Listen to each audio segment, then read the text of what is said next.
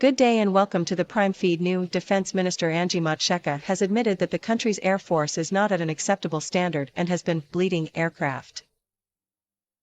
But she's assured Parliament that this doesn't mean South Africans are sitting ducks, telling members that the SA National Defence Force, SANDF, is more than capable of defending the country from any threat whether in the skies or on land. Motshekga was addressing the National Council of Provinces, NCOP, on Tuesday as part of the Peace and Security Cluster. She says a lack of funding is at the center of the SANDF's challenges, but they are engaging the National Treasury and the Presidency.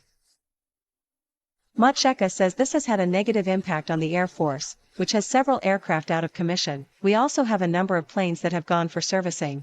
So, we are struggling with the Air Force, we are bleeding.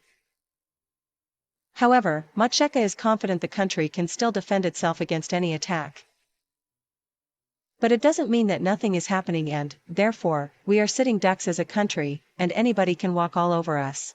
No, we are confident that as a defense force, we will be able to protect our people and protect our country. The South African National Defence Force may be grappling with severe budget constraints, but it is not incapable of fulfilling its mandate. That was the message from Defence Minister Angie Motshekga, responding to questions in the NCOP. But we're saying we could do with more money. But it doesn't mean that nothing is happening and therefore we're sitting ducks as a country. Anybody can walk all over us. No, we're confident that as a defense force, we will be able to protect our people and also protect our country. Motshekga dismissed suggestions that the financial crisis in the Air Force justifies grounding VIP flights, including those of the President.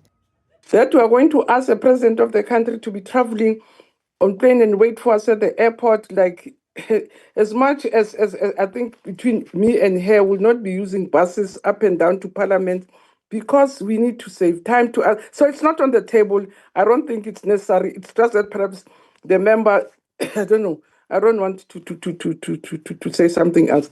Some NCOP members proposed that the President should fly commercially, as he has in the past. With regards to the President not being able to be grounded, he can use commercial airlines like the rest of us do and like I believe he used to do in 2018 and 2019. But Motshekga stood firm, insisting the matter is not up for discussion. Unless he chooses to do so. So he's going to be flying in the presidential plane like all other people, and me and her won't be dumping buses to Parliament. We will be flying ourselves also as members of Parliament to be able to reach our destinations quickly. In addition to the financial strain, Motshekga says she inherited a department riddled with dysfunction, something she's working urgently to address. For Newsroom Africa on Channel 405, I'm Conita Hunter.